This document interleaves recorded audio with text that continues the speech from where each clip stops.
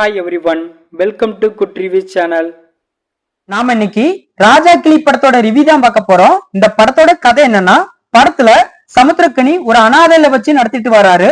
ஒரு நாள் சமுத்திரக்கனி கார்ல போயிட்டு இருக்கும் போது மனநலம் பாதிக்கப்பட்ட ஒரு நபரை பாக்குறாரு. அந்த நபர் தான் தம்பி ராமையா. அவரை தன்னோட அனாதைலத்துக்கு கூட்டு வந்து சாப்பாடு கொடுத்து தங்கவும் வைக்கிறாரு. தம்பி ராமையா கையில ஒரு பை இருக்கு. அந்த பைக்குள்ள ஒரு டைரி இருக்கு. அதுல தம்பி ராமையா தான் யாரு என்னவா இருந்தா அப்படிங்கறத எழுதி வச்சிருக்காரு. அந்த டைரிய சமுத்திரக்கனி படிக்கும் போதுதான் ஒரு விஷயம் தெரிய வருது. அது என்னன்னா, தம்பி ராமையா மிகப்பெரிய கோடீஸ்வரர்னும் அவரோட பேர்ல டிராவல்ஸ் டெக்ஸ்டைல்ஸ் இப்படி நிறைய பிசினஸ் பண்ணிருக்காருன்னு தெரிய வருது. தம்பி ராமையா தன்னோட ஆரம்ப காலத்துல எந்த அளவு ஒழுக்கத்தோட இருந்தாரோ, போக போக அதுக்கு எதிர்மாறா பொண்ணுங்க மேல ஆசைப்பட்டு தன்னோட சொத்துகளையும் பிசினஸையும் இழக்க ஆரம்பிக்கிறாரு. ஒரு கட்டத்துல தம்பி ராமையா ஜெயிலுக்கு போக வேண்டிய சூழ்நிலையே ஏற்படுது. நல்ல செல்வ செழிப்போடு இருந்த தம்பி ராமையா கடைசியில மனநலம் பாதிக்கப்பட்டு யாருமே கண்டுகொள்ளாத ஒரு நபரா மாற என்ன காரணம்? இதெல்லாம் தெரிஞ்சுக்கிட்ட சமுத்திரக்கனி தம்பி ராமையாவை என்ன பண்ணாரு? இதுதான் இந்த படத்தோட கதை.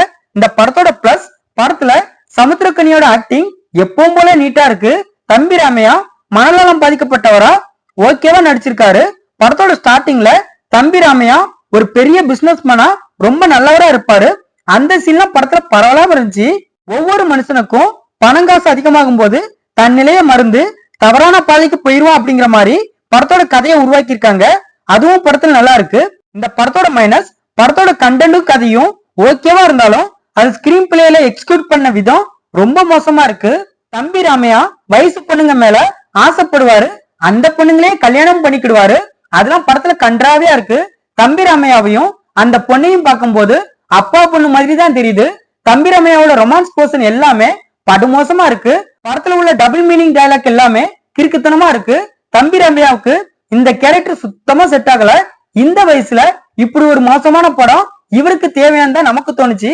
இந்த படத்தோட மிகப்பெரிய மைனஸ், படத்தோட டைரக்டர் உமாபதி ராமையா தான் தன்னோட அப்பாவை வச்சு படம் எடுக்கிறேங்கிற பேர்ல படத்தை கண்டம் பண்ணி வச்சிருக்காரு. படத்துல கிளாமருக்காகவே 2 பேர் இருக்காங்க.